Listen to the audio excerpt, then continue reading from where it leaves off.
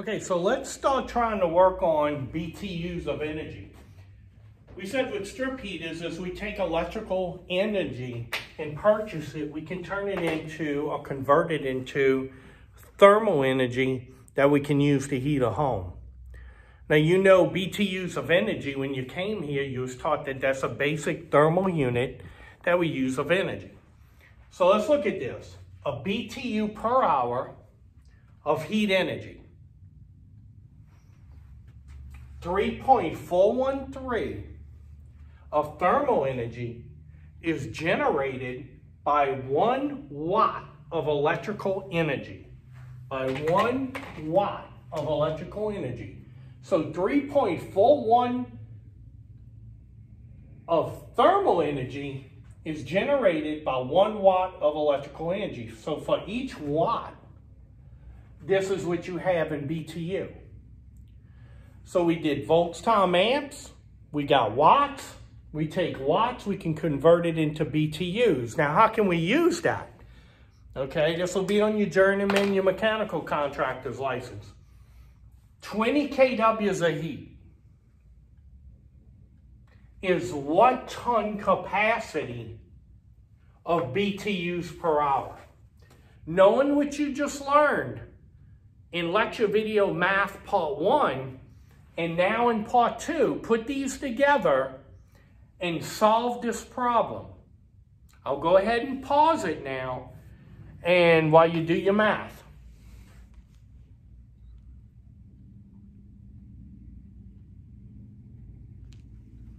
Okay, we're back. So the way we're going to solve this is this. 20 kWs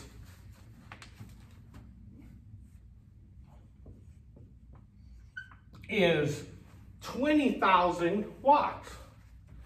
A K means kilo, right? So 20,000 watts. 20 kilowatts is 20,000 watts. Now, we need to know what that is in thermal energy. So 1 watt is equal to this. So 20,000 times 3.413 equals 68,260 BTUs. Now, we know that 1 ton capacity of an AC system, 1 ton equals 12,000 BTUs. A 2-ton system is 24,000. A 3-ton system is 36,000 BTUs. A 4-ton system is 48,000. And of course, a 5-ton is 60. So where are we at with this? 68,000. So this is good right here, we would say, for a 5-ton system. Okay, you saw how we did that? So 20 kWs for a 5-ton system. Let me go ahead and give you another one. I'm just going to write solve 10 kW heater. Give me a capacity size system for that. Go ahead and pause it and try to work it out for yourself.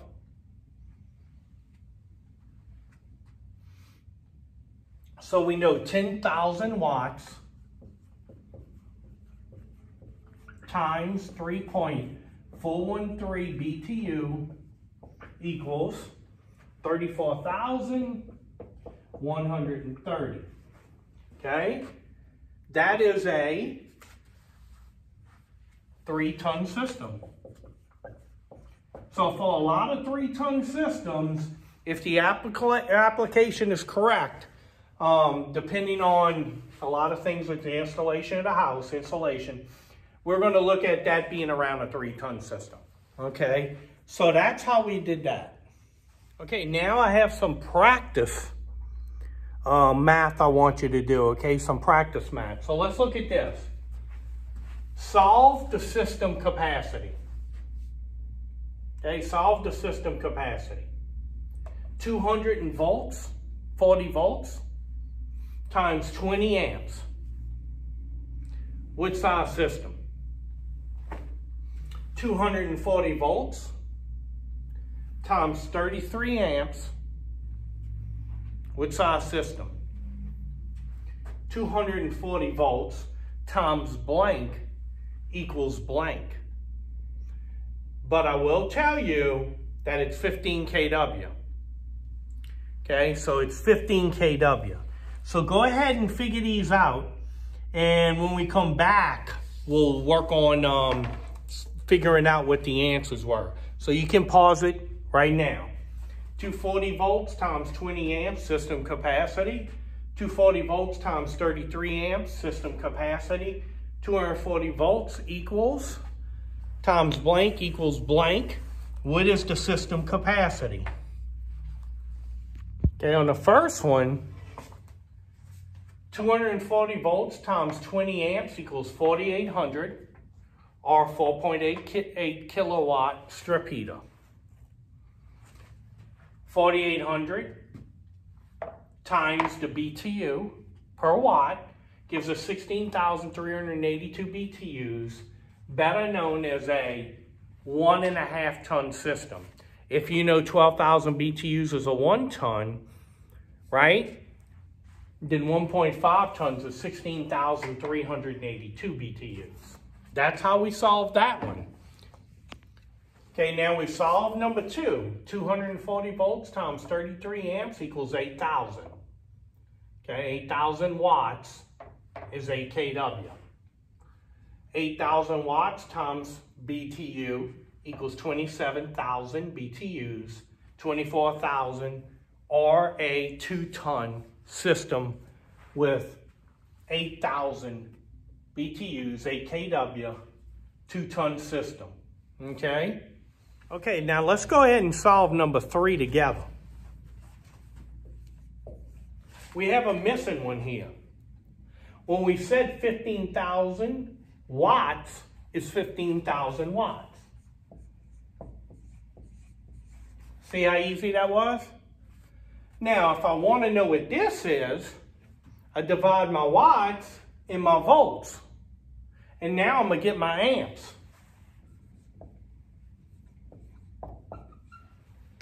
$240 times 62, that'll give you 50,000 watts. Okay, so what do we do with that now? 240 times 62.5 equals 15,000. So let's take that 15,000 in BTUs.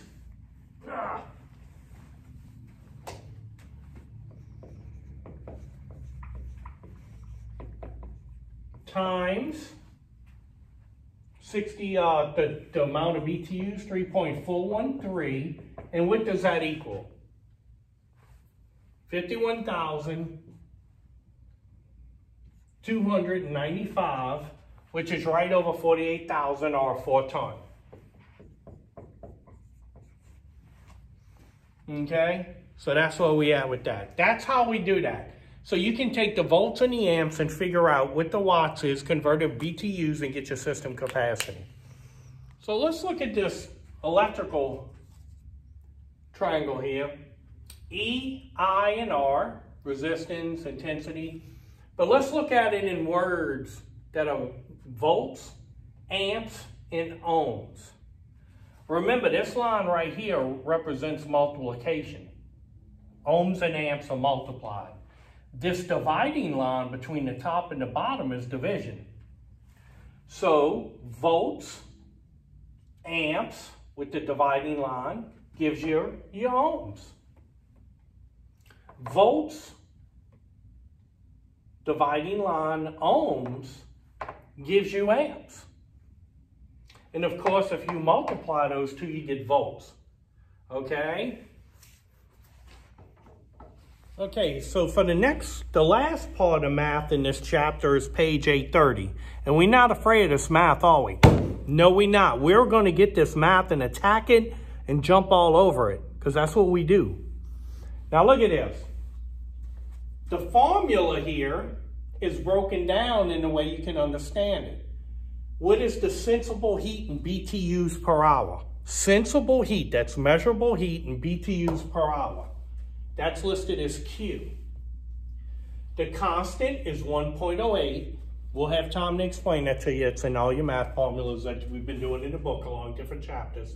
Cubic feet per minute is better known as CFM. That's air movement by the fan. And TD is your temperature difference across the furnace, better known as your delta T. So you got air going in the furnace and air coming out, and you take a measurement, okay? That's your delta T. So CFM is calculated by sensible heat in BTU per hours. You have a dividing line, and you have your constant times delta T to get your CFM. So let's go ahead and use that, because your book 830 right here kind of breaks this down for you, okay? The first thing they're going to say is, we're drawing at the furnace. Okay, here's our furnace. We check the amps. And the amps come up as 85.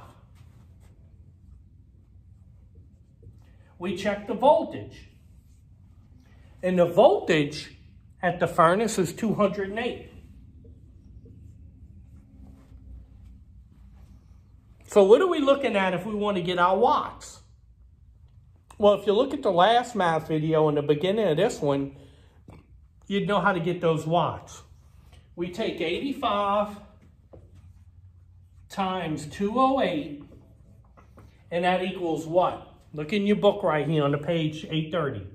17,680 watts. Okay? Amps, voltage, getting our watts. This is within the scope of the understanding of everyone in this class. You can understand this. This is not hard. Okay? It's different. It's new to you, but that doesn't mean it's hard. Okay? Every one of you played Pac-Man and Space Invaders for the first time, thought it was hard, but then you got a control of it and became the arcade king down the street or whatever y'all do. In your bedroom today, I think you played 24 hours Dark Night or whatever, the Fart Night or whatever that's called. Now, this calculation includes the blower motor in there to give you a little fit motor. But let's keep going with this. Now, the next paragraph at the top 830 says this. To determine the BTU, the wattage must be converted by multiplying it by 3.413, which we just did for you. Remember we did that? So your book says BTU per hour, and it says equals watts times 3.413. So you can see by the math we just did earlier in this video, there you go. Okay, I'm going to give you a code word right now, and it's Band-Aid. Now, look at this. We know this is BTU, watts. Okay, so let's find out what's going on here. We're going to take what we got here, 17,680 times 3.413, and what are we going to get here? 60,341.8. Okay?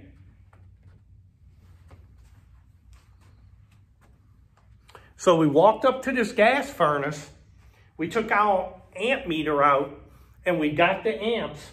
Then we took the meter out and found out the volts, and now we know the watts. We took the watts and times them by BTU of 3.413 per watt, and now we got 60,341 BTUs. Very simple. If you'd work this a couple of times, it'll become easy for you. Now, it says, look at figure 30.26 in your book. Let me find that for you real quick. Okay, it's in the top of page 8.32. So you can see right here, they're showing you how they got the temperature, the volts, the amps, and they're working out the math for you. Okay? Now look at here. Just like you, now you're going to do this in your lab manual in the lab. So let's do the formula now. here's our formula, right? So let's plug in the numbers we have. The first one is the Q. So we got 60,341. All right, 0.8. Now we know 1.08 is a constant, right? Now what is our temperature, our delta T across this furnace? Measure the air temperature going in and the air temperature coming out. And look what it says. It's 50 degrees. What?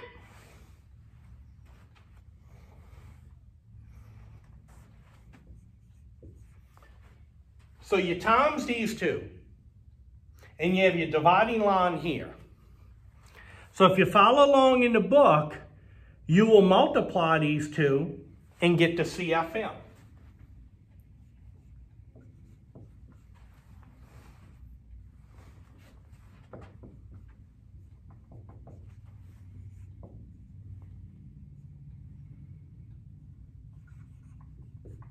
Delta T, constant, BT, the CFM. So you see what we did? We took the volts and amps and the delta T, and by converting the watts into BTUs, we were able to figure out how much cubic feet per minute of airflow we have across the furnace. What? Isn't that amazing? So that's what we did on page 830 in your book. Okay, now I'm going to give you a practice one to do. I made this up. You can make up your own practice ones if you want. Let's solve CFM. We have 220 volts. We checked it at the furnace. We put our amp meter on there and it's drawing 39 amps. We put our thermometer by the filter grill. We got 75 degrees. And we put it at the supply grill coming out the furnace. We have 110 degrees supply air. So the return air is 75, the supply air is 110, 220 volts, 39 amps. Solve that problem and get your CFM. Okay, solve that problem and get your CFM. Okay, so let's look at the way we solved this. We know that 3.413 per BTU, per watt in BTU. So we took our volts, multiplied it by amps, multiplied by 3.413, gave us our BTUs. Now we have our dividing line. We know 1.08 is our constant. So we took this, delta T, 110 minus 75 gave us 35. And the answer, when we solve it, is 774 CFM. Now, since you get about 400 CFM per ton, we're looking at pretty close to a 2-ton system now. Okay, 2 tons of air capacity we moving in here. Okay, now is there any questions about this?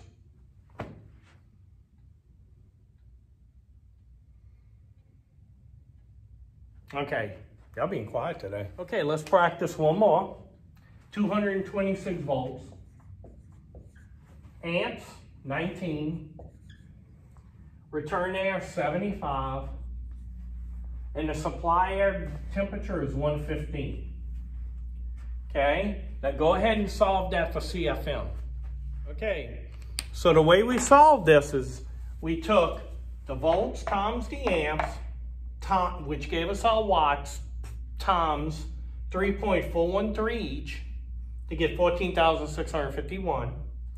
Dividing line over 1.08, just like our formula says, and what's our delta T? 115 minus 75, and what's the temperature difference here? 40 degrees. And that gives us a CFMs of 339. So that right there is about 20 amps, right? It's about a 5 kWs, and it's 339, 400 CFM per ton, so little over 4 point something kWs with a ton is a 1 ton system. 1 ton in CFM, and that's a 1 ton system. This is the formula you have to remember, right here. And that'll be on your journeyman, and I know it's on my mechanical contractor's license in Oklahoma. So there is something right there you should practice. All right, I'll give you another code word real quick. Golden egg.